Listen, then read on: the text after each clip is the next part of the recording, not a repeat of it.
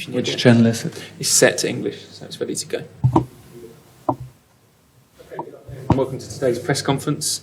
As Thomas has just instructed, if you'd like translation, the headsets are available, and there's 2 languages obviously on those. Switch over for Spanish or English. If you'd like a question for today's press conference, please raise your hand and we'll get a microphone around the room. If not, please just speak loudly. We're going to start at the front here. Okay, away you go. Mr. Tuchel, there will be a new owner for Chelsea. Yeah. What do you want from a new owner? What do I want from an owner? Oh. A strong squad and confidence and support. James Savindra. Thomas, how have you looked to try and bounce back from what happened against Brentford on Saturday? We had a day off, which was maybe also necessary to digest it. We talked about it, but no special talks, no special team talk. We talked openly about it, which we in a debrief, which is very usual for us. We set the new targets. As what you do in sports, no matter if you win or lose. It was a crucial loss, of course, and when we absolutely did not like what happened. It was very untypical for us. So we consider this also as the exception of the rule. We were open to ourselves and allowed ourselves still on Monday to focus on the match tomorrow, because it's what's needed. Gary Cottrell. No Carlo, it seems, certainly not today, potentially not tomorrow. Yeah. Because of the COVID situation. Similar happened to you in the World Cup final. You made it in the end. Yeah. How does that affect a squad in preparation for the game? It does, but in nowadays you are in charge of media, of help, of virtual help. So I'm pretty sure he can do the team talks and can be in touch with, of course, players and stuff. But it's always better and much nicer to be there and to have the direct influence. This is, I think, what we as coaches love the most, to be in the middle of the group and be part of the group, and that we can constantly communicate, not only with words, but also with how you feel, with a smile, with a hug. And when all this is missing, it's strange. And then something is missing. I hope he still makes it. I had the information that he will try to arrive tomorrow in the evening. I personally hope he makes it. He's a big coach, big personality, and would be nice to have him at the sideline in these kind of games. Nizar. Thomas, I want to talk about Mateo Kovacic against his former club. He was a wonderkid youngster when he was younger. He was a backup player for Real Madrid. Chelsea signed him, and now he's become a star. Do you think he's kind of completing that journey now with Chelsea? Yes, and I think he's still completing it. He looks totally like a, what do you say, wonderkid? He looks like a wonderkid in training, in some exercises. For example, today he had an outstanding training session, and on top of it, he's a fantastic character, such a lovely person, such a nice guy, humble guy, and so interested in sport, and so happy to train, so happy to deliver for the team. It's pure pleasure. I was following his career long time, even when he was at Real Madrid. I was aware of him. I was aware of the talent, and you could see there is a next step coming, and I was sure he has what it takes to make it there.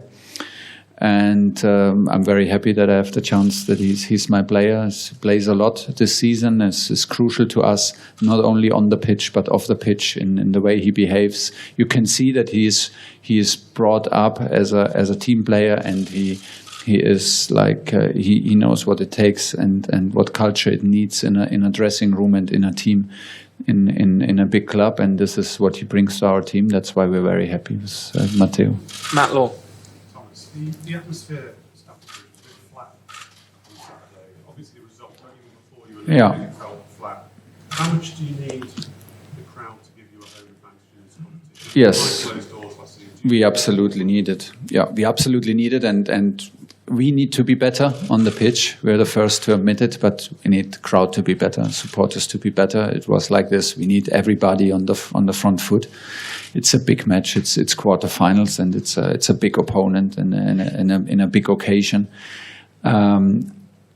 I think like maybe normally we have these kind of atmospheres like in the evening games, in big matches, like throughout this season when spectators were back in, like the Champions League matches were like gave us a huge push in terms of atmosphere and terms of energy, and we need it is crucial in these games, and we felt it like you feel it in every away game when you play in Turin, play in Malmö, play in St. Petersburg, play in Lille. It's super hard, and it's much harder to play against the spectators as well, and we will face it next week in Madrid.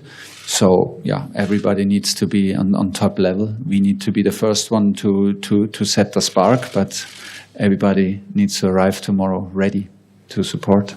John Southall. Hi Thomas.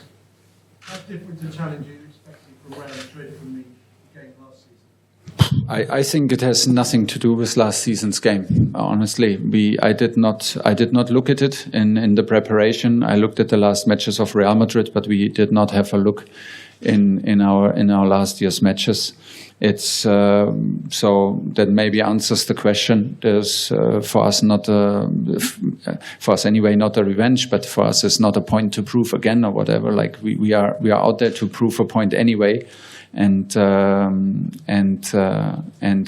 bounce back from Saturday's performance and to play and to play in the right way, in the way we want to play, to be physical, to be intense, to be focused, and to be in our very best, because this is what we need. We overcame Real Madrid in the last season, but like I said, it had nothing to do in the preparation. It's new coach, it's new team, and it's with spectators, and it's again good to go. Nothing. Gentleman in the red jumper. Hi, Mr. Tuchel. Álvaro Montero is in Spain. Who will be that Real Madrid player you will sign for your team? I mean, that's the key player you say. You love these questions, no? You love these questions. From your colleague, I got the same question, but the other way around. He asked me, whom do you want not to play? Which is more or less the same question. Yeah. So instead of being boring and always say, I will not say one particular name, I gave all the praise in your colleague's answer to your colleague. I gave all the praise to Karim Benzema, which I said, I think 2 years ago is one of the most underrated players in world football, and maybe not anymore, which he absolutely deserves, because he plays since how many years as a number 9 for Real Madrid. That speaks for itself, and what he did in the last stage to overcome the last stage for them, how he carried responsibility. And what a key part he plays for them as a captain now is very impressive. You could see what can happen to the team in his absence when they played the Clásico. So this is for sure a standout player, standout personality. But it is again right now in this very moment very unfair to Luka Modric, to Toni Kroos, Casemiro, and to all the guys who carry this team so successfully over almost a decade now. And there are huge personalities which I'm generally and genuinely a fan about, but for sure not today and for sure not tomorrow. BeanymanSports. Hi Thomas. I wonder, how you assess the current Real Madrid team compared to the one you beat in last season? Do you think Real Madrid in Europe, in terms of being the ultimate team, has faded in recent years? Well, it's hard to keep their record. I mean, they won it 3 times, this competition, and the competition is unbelievable hard to win, an unbelievable tough tournament, and they did it 3 times, and they trusted almost similar squad over a very, very long period of time, which was absolutely impressive and outstanding. I think it's normal that cycles like this change at some point, and this is what in terms of a winning streak and winning and reaching maybe the final, and this is what happened to them. But we should be very aware that teams with this kind of experience, this kind of flair, and this kind of quality can produce special performances in special nights and special occasions. For us, it's also a pretty special occasion to play against Real Madrid in a quarterfinal. So that's why we feel also pretty excited, and we don't lose too much sleep to think about where they are in Europe. We want to prove a point tomorrow again. We want to prove it to ourselves, and that's the target. And the occasion is special, and the opponent is special, and that's why we are very excited about it. Jacob. Andreas Christensen was a huge player for you in the run to the final last season, and you said obviously on Friday that you've seen the rumours about him and Barcelona. He didn't play on Saturday. Do you have any concerns about his focus at the moment? Do you have any concerns over how he might approach a game like this? No concerns. Maybe it's not. Maybe it is a bit more challenging for him than normal, than in a moment where everything is clear, or like where you're fully committed to your club you play for at the moment, which is obvious, us and Chelsea. But maybe he cleared his future. I don't know it yet.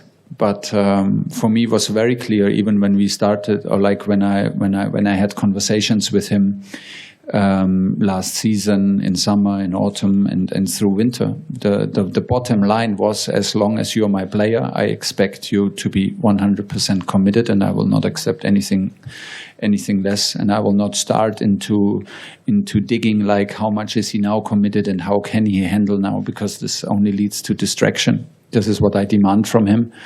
That he was out on Saturday had nothing to do with him personally or the situation. It was a tactical choice to play with a back four, and was a matter of characteristic of the players. But he is our player, and we want to have the most of him, and he needs to be focused. This is his job. He needs to be determined, and this is what we expect from him, and I think we can expect it.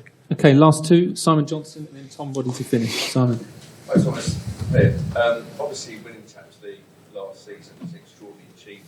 Yeah. But given everything you've been through this season, COVID, injuries, sanctions, takeover, if you win it this season, would it actually be an even bigger achievement? Can you ask me again in the hopefully very end of May?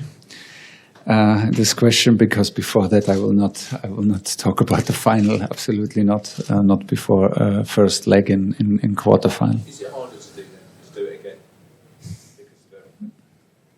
I don't know. It feels terribly hard all the time, but it's what we love. I mean, it's the competition, and it is no other way than step by step. It's challenging. It's demanding, of course, also at the moment for us. But this is at the same time what we love, and what we can deal with it, because this is what we choose. This is what we love, and that's why we can deal with it. And it's nice to deal with it, and it's nice to have these kind of experiences. Now we have 2 legs against Real Madrid. This is a top experience for sure. Okay, last question, Tom Boddy. Hi Thomas. Just going back to Andreas, you said you spoke to him in the autumn. Do you think that the sort of public nature of the contract did that have any inkling on the outcome and the fact that things might be going now? Oh, how do you mean it? I don't understand. Okay. So where you spoke to him in autumn, and everything became quite public then about his contract situation. Well, do you think those kind of comments led to the situation now in the room? My comments, or like? Yeah, and the situation with the club in general. Well, the situation of the club was pretty sure, and I think I gave you a pretty honest statement some weeks ago, where I told you that I think that he is exactly at the moment in the exactly right place, and that he should continue his journey at our club to become the defender he can be and the real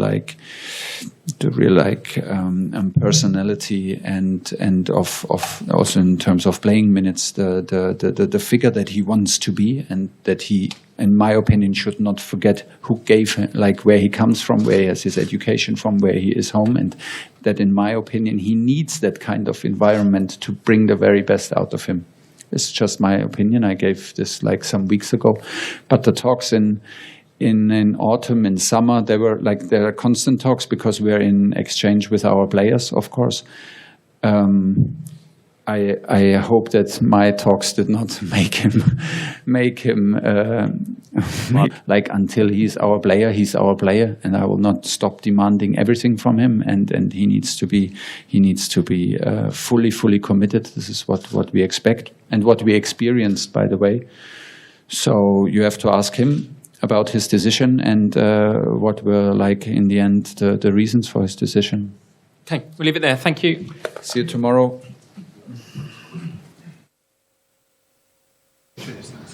Cheers. Yeah. Oh, thank you. Do you want to continue with that? Team news is Cullen out.